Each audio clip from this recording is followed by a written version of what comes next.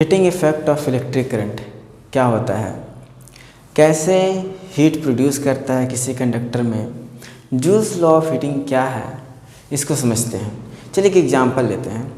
आप लोग घर में आयरन या हीटर या गीज़र आप लोग यूज़ किए हैं, उसको गर्म करने के लिए क्या करना पड़ता है?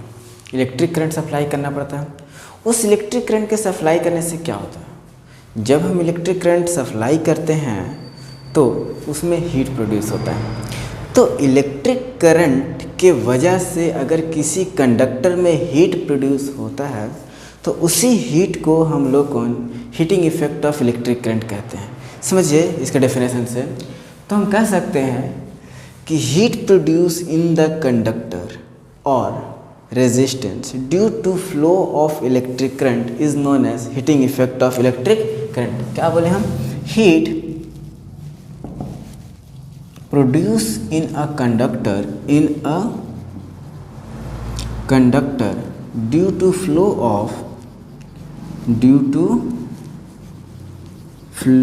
of electric current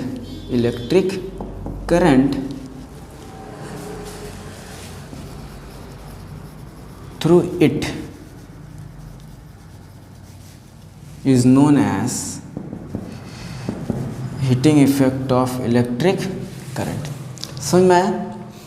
अब हीट प्रोड्यूस कैसे होता है? How heat produce in the conductor when we supply electric current? Produce in a conductor, how heat produce in a conductor when electric current flow through it, electric current flow through it. तो चलिए इसके पीछे का हम concept को समझते हैं। आपको पता होगा कि कंडक्टर में फ्री इलेक्ट्रॉन्स होते हैं, आयन्स होते हैं। जब हम किसी कंडक्टर को किसी बैटरी या सेल से कनेक्ट करते हैं तो इलेक्ट्रॉन नेगेटिव टर्मिनल से देखिए, डायरेक्शन ऑफ हम इलेक्ट्रॉन दिखा रहे हैं, करंट नहीं। तो जो इलेक्ट्रॉन है वो नेगेटिव टर्मिनल से पॉजिटिव टर्मिनल की ओर मूव करना शुरू कर देता है। अब कोई भी चीज़ मूव करता है तो उसके पास काइनेटिक एनर्जी होता है। तो इस मूवमेंट के द्वारा इसका इलेक्ट्रॉन जब ड्रिफ्ट कर रहा होता है तो ये किससे टकराता है? एटम से या पॉजिटिव आयन से। जब हम टकराएं तो मेरा कुछ ना कुछ एनर्जी, काइनेटिक एनर्जी उसमें ट्रांसफ़र होगा। अब जिसको काइनेटिक एनर्जी ट्रांसफ़र हुआ है वो भी तो अपना प्लेस से मूव करेगा। अब यही मूवमेंट के वजह से इलेक्ट्रिक करंट हीट कंडक्टर में प्रोड्यूस करता है। तो ये समझते हैं, हम इसको बोल सकते हैं कि when a conductor connected to a battery और cell the electron start moving from negative terminal to positive terminal of a battery. During drifting or moving in a conductor, it collide with positive ions or atom of a conductor. During this collision, some of the kinetic energy transfer to it. ठीक है, due to this kinetic energy, जो kinetic energy atom और ion electron से gain किए हैं, due to this kinetic energy it start moving from there mean position with large amplitude. पहले भैया इतना एकदम धीरे धीरे हिल रहे थे, अब जैसे ही काइनेटिक एनर्जी मिला भैया पूरा एकदम अपने जगह से हिलना शुरू कर दिए। अब इतना मूवमेंट के वजह से क्या होता है? हीट प्रोड्यूस करना था। तो due to this effect a heat produce in a conductor. उम्मीद है समझ में आया होगा। नेक्स्ट पॉइंट समझते हैं। अभी तक हम लोग समझें कि इलेक्ट्रिक करंट फ्लो करने से किसी भी कंडक्टर में हीट प्रोड्यूस होता है। चलिए बहुत बढ़िया। और कैसे प्रोड्यूस करता है इसके बारे में समझ गए। अब हमें ये जानना है कि इलेक्ट्रिक करंट फ्लो करने से कितना हीट प्रोड्यूस करता है, तो इसके भी बारे में समझते हैं। How much heat produce in a conductor when electric current flow through it. तो इसका हम डेरिवेशन करते हैं, समझते हैं। ध्यान दीजिए यहाँ पर। मान लेते हैं कोई कंडक्टर है, let us consider a conductor A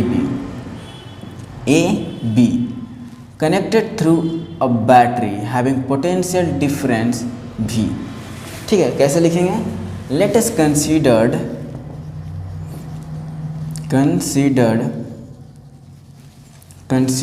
a conductor, let us consider a conductor AB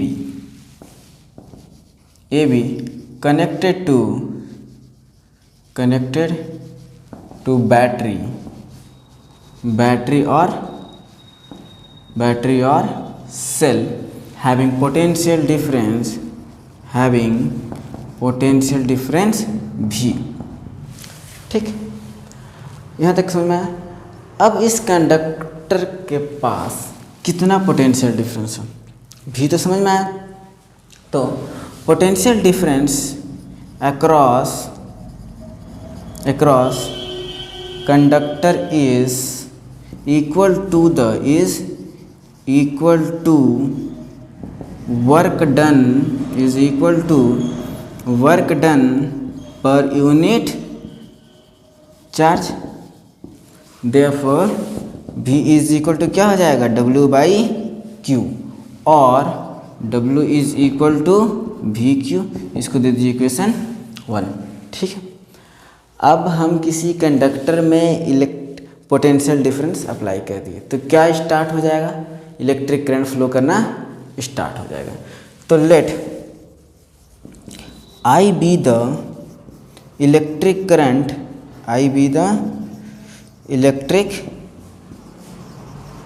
current, flow through the conductor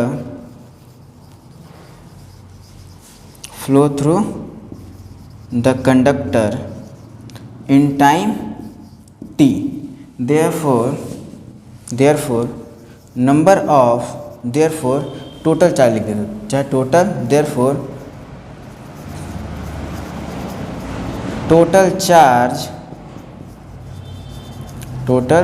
charge flow through the conductor is, आपको पता है कि I इज इक्वल टू क्या होता है? Q/T। तो Q is equal to क्या हो जाएगा? IT। इस वैल्यू को हम क्या करेंगे? इक्वेशन 1 में पुट कर देंगे। क्लियर है? तो हम यहाँ पर लिखते हैं पुटिंग इन इक्वेशन 1। तो W इज इक्वल टू क्या हो जाएगा? VIT। अब यहाँ पे समझिए, यहाँ तक क्लियर है? आपको तो यहीं दिख रहा है कि फॉर्मूला आ गया है कि नहीं? अभी W को H करना है, कैसे करना है समझिए। देखिए यहाँ पर जो W है, तो this work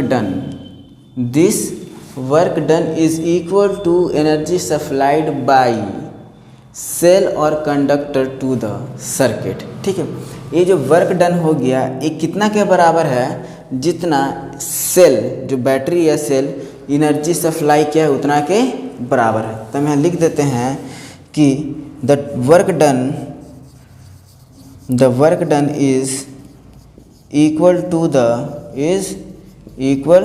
to the energy supplied by energy given by cell और बैटरी टू द कंडक्टर और circuit. So W is equal to क्या हो जाएगा? H। Therefore H is equal to VIT। Clear है? Equal to VIT। यहाँ V potential difference, I current और T time है। According to Ohm's law V is equal to IR। Therefore H is equal to V की जगह पे क्या लिख सकते हैं? IR फिर IT। तो क्या हो गया? I²RT। एक और फॉर्मूला मिल गया। अब फिर से और I is equal to V/R, और हम H is equal to V को इसी छोड़ देते हैं, I की जगह पे V/RT। तो क्या हो गया? V²T/R। तो मेरे पास 3 फॉर्मूला आ गया H का। H is equal to VIT, I²RT and V²T/R। I hope आप लोगों को समझ में आ रहा होगा। आइए समझते हैं जूल लॉ ऑफ हीटिंग के बारे में। जूल सर ने क्या बात कहते हैं, बस इतना याद रखिएगा। हम अभी जाने कि H इज इक्वल टू क्या क्या फॉर्मूला होता है? I² RT VIT। तो जूल लो का कहलाम था, जूल सर का कहलाम था कि जो हीट होता है वो I²RT के बराबर होता है। तो अकॉर्डिंग्स टू जूल लो H = I²RT। क्लियर है। अब ये बात बोलें कि जो हीट किसी कंडक्टर में हीट प्रोड्यूस कैसे करेगा, कितना करेगा, ये किस किस चीज़ पर डिपेंड होगा, इसके बारे में बताए थे। तो जूल लो का द्वारा दिया गया फॉर्मूला ये है। तो एक बोल सकते हैं amount of heat produce in a conductor is पहला directly proportional to square of current flow through it. जितना ज़्यादा करंट फ्लो करवाएंगे उतना ज़्यादा हीट प्रोड्यूस करेगा। समझिए कैसे, आप लोग घर में हीटर यूज़ किए, ऑन ऑफ, हीट ज़्यादा प्रोड्यूस नहीं करेगा। ठीक है, टाइम पर भी है, बताएंगे अभी। तो अगर 5 एम्पीयर करंट प्रोड्यूस करेंगे तो कम हीट प्रोड्यूस करेगा। 10 एम्पीयर का फ्लो कराएंगे ज़्यादा हीट प्रोड्यूस करेगा। 20 एम्पीयर कराएंगे और ज़्यादा प्रोड्यूस करेगा। तो ये कहते हैं कि heat produce in a conductor is directly proportional to the square of electric current flow through it. Clear है। दूसरी बात क्या कहें कि heat is directly proportional to the resistance of conductor. अभी हम how heat produce in a conductor में समझें कि ऑब्स्ट्रक्शन, इलेक्ट्रॉन का फ्लो में ऑब्स्ट्रक्शन की वजह से हीट प्रोड्यूस किया। तो रेजिस्टेंस का काम क्या है? रेजिस्टेंस का काम ही है ऑब्स्ट्रक्शन पैदा करना। तो जिस कंडक्टर का जितना ज़्यादा रेजिस्टेंस होगा वो उतना ज़्यादा हीट प्रोड्यूस करेगा। बस में तो heat is directly proportional to resistance of conductor. तीसरी बात उन्होंने क्या कहा? उन्होंने कहा कि heat is directly proportional to time.